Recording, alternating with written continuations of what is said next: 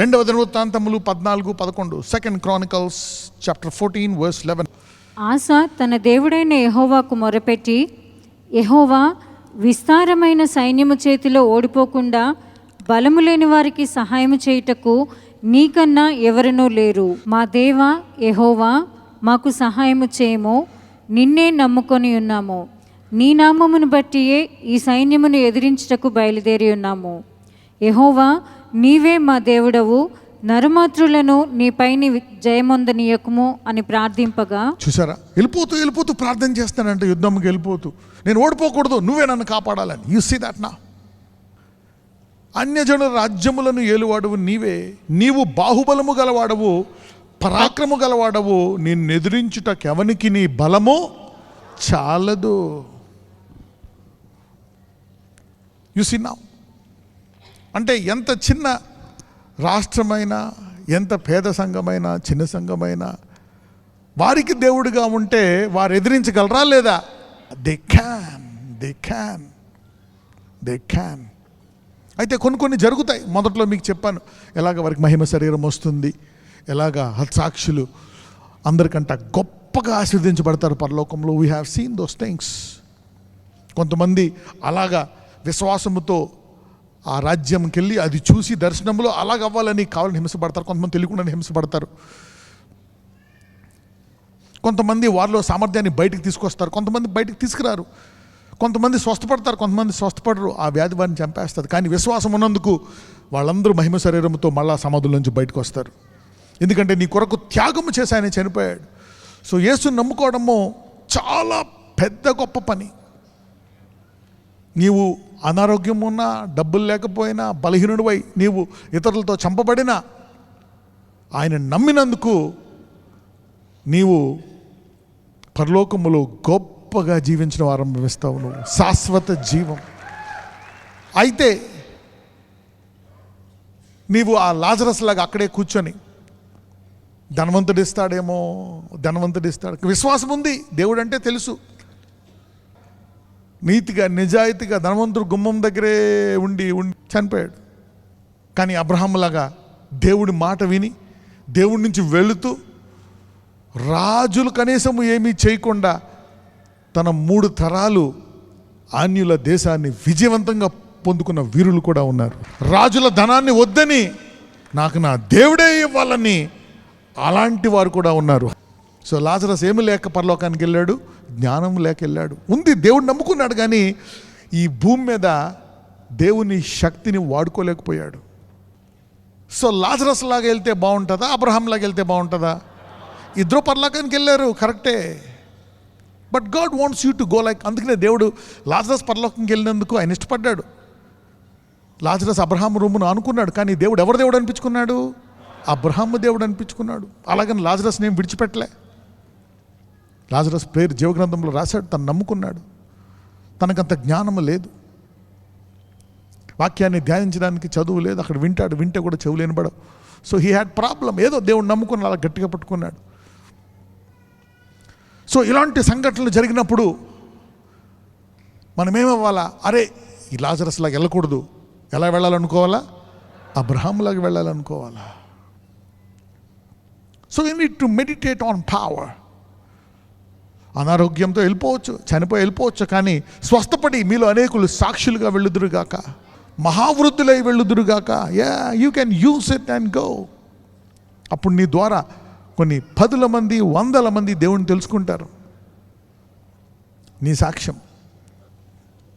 శత్రువుని లైట్ తీసుకోవద్దు. The enemy is dangerous అని చెప్పడానికి కూడా ఇలాంటివి చేస్తాడు. 2వ దినవృత్తాంతములు 25:8.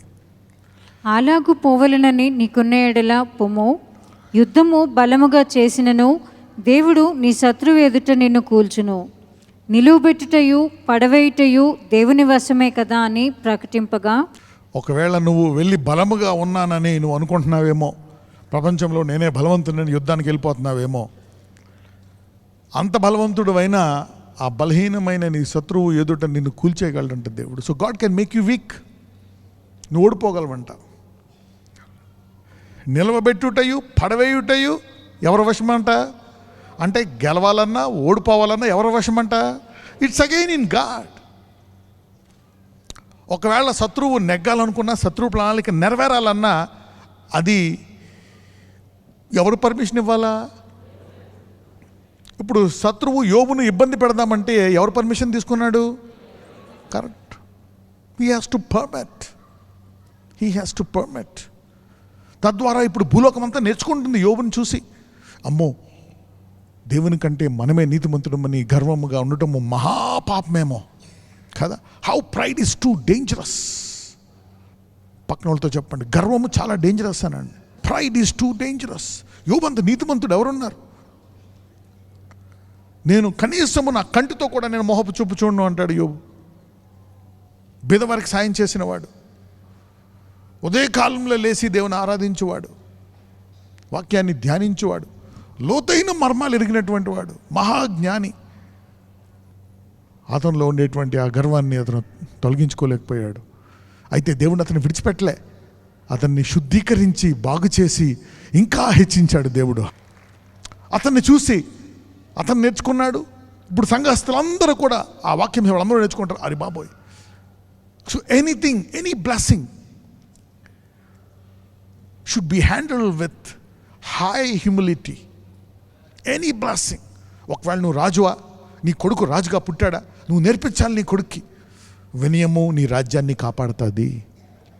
డబ్బు ఉందా నీకు, వినయము నీ డబ్బుని కాపాడుతుంది. విద్య ఉందా, వినయము, humility establishes the blessing. Humility కొన్ని ఉంటాయన్నమాట. మంచి పేరు పొందిన వాడువా, వరాలు కలిగిన వాడువా, you need to tell my son humility is the key. It preserves you. వినయము, holiness will keep the reputation. ఎన్ని చెప్పాలన్నమాట. ఇదిగో వినయము నిన్ను అసలైన పునాది. రెండవది పరిశుద్ధత, మూడవది నీతి. ఇవన్నీ నాకు పొందుకున్నాయి, నీకు రావడానికి ఉపయోగపడతాయి అని చెప్పాలి.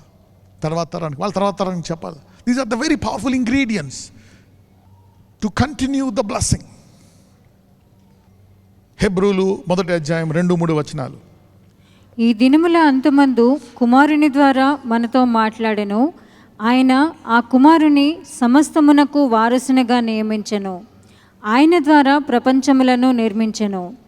ఆయన దేవుని మహిమ యొక్క తేజస్సును, ఆయన తత్వము యొక్క మూర్తిమంతమునయుండి తన మహత్తుగల మాట చేత సమస్తమును నిర్వహించుచు పాపముల విషయంలో శుద్ధీకరణము తానే చేసి దేవదూతల కంటే ఎంత శ్రేష్టమైన నామం పొందెనో వారికంటే అంత శ్రేష్ఠుడై ఉన్నతలోకమందు మహామహుడగు దేవుని కుడిపార్శ్వమున కూర్చుండెను. తన మహత్తుగల మాట చేత సమస్తము నిర్వహిస్తున్నాడంట. ఆయన మాట చేత సృష్టించాడు. భూమి తిరగాలి, చంద్రుడు ఇక్కడ ఉండాలి, సూర్యుడు. ఇప్పటికీ ఆ మాట శక్తి అలాగే ఉందా, తగ్గిపోయిందా? ఎందుకంటే ఒక్కొక్కసారి జ్ఞానముతో దేవుని కొలవలేం. విత్ విజ్డమ్ ఆ దేవుడు చేసిన వస్తువులు నువ్వు జ్ఞానం పొందుకొని మ్యాథమెటిక్స్ క్యాల్కులేట్ చేసి దాని ప్రకారం జరుగుతుందంటే జరగదు. ఆయన మహత్తుగల మాట చేత ఇంకా అలాగే పట్టుకున్నాడండి. His power is available to you today. ఈరోజు ఆ శక్తి అంటుంది, అది ఇంకా అలాగే ఉంది, నీ ద్వారా చూపించడానికి నేను సిద్ధంగా ఉన్నాను అంటున్నాడు దేవుడు. ఏ రీతిగా వాడుకుంటావు ఈ శక్తిని? నీకు ఏ రీతిగా కావాలా? నీకు పాపాన్ని జయించడానిక, నీతిగా ఉండడానిక, వివాహానిక, పిల్లలక, నార్మల్ రిపోర్ట్స్ రావడానిక, అనేకులకు సహాయం చేయడానిక, అద్భుతాలు చేయడానిక, సువార్త ప్రకటించడానిక, సమాజాన్ని బాగు చేయడానిక? దేనికి కావాలా నీకు ఈ శక్తి? టుడే గాడ్ ఈజ్ టెల్లింగ్, నీ సొంత ప్రాజెక్టులో, నీ సొంత కష్టాల్లో, ఊబిలో కూరుకుపోకుండా ఇదిగో నిన్ను ఆశీర్వదిస్తాను, నీ ద్వారా అనేకలు ఆశీర్వదించబడడానికి శక్తి నా దగ్గర ఉంది. ఈరోజు మిమ్మల్ని అందరూ అంటున్నాడు, ఇవన్నీ చూసి నువ్వు అందులో కొట్టుకుపోక నీ పట్ల నాకు గొప్ప ప్లాన్ ఉంది అంటున్నాడు దేవుడు. I have a great plan. పక్కన చెప్పండి, నీ పట్ల ఆకాశమంతా ఎత్తైన ప్లాన్ దేవునికి ఉంది అని చెప్పండి. God has a plan as high as the sky. నువ్వు అనుకోవచ్చు, నేను చాలా తక్కువ, అది అది నా వయసు ఇంత. No, it doesn't matter. ఆయన కళ్ళు చూస్తున్నాయంట. ఈ వాక్యం విని ఒకవేళ ప్రభువా నేను విధవరాల్ని, 60 పైబడిపోయాయి, ఏం చేయగలవు? నన్ను జాయింట్లు పనిచేయట్లేదు, ముడతలు అయిపోయాయి, మోషే అలాగే అయిపోయాడు 80 ఏళ్ళకి. దేవుడు అంటాడు అదేం కదా అలా వచ్చాయి, ఆ కర్రెత్తు, కర్ర దించు, సముద్రం పాయలు అయిపోయింది. కర్రెత్తు, ఈగలు, దోమలు, సముద్రం మళ్ళా పాయలైన సముద్రం మళ్ళా వచ్చి మహాసైన్యం మునిగిపోయింది. ఆ ముసలి తనములో ఉండేటువంటి వణుకుతూ ఉండే కర్ర ద్వారా చేసినటువంటి అద్భుతం. ఆయన కళ్ళు ఎతుకుతున్నాయంట, హిస్ ఐస్. ఇప్పటికీ మోషే అంత శక్తివంతుడు మనం చూడలేం బైబిల్లో. God's eyes are moving to demonstrate his power.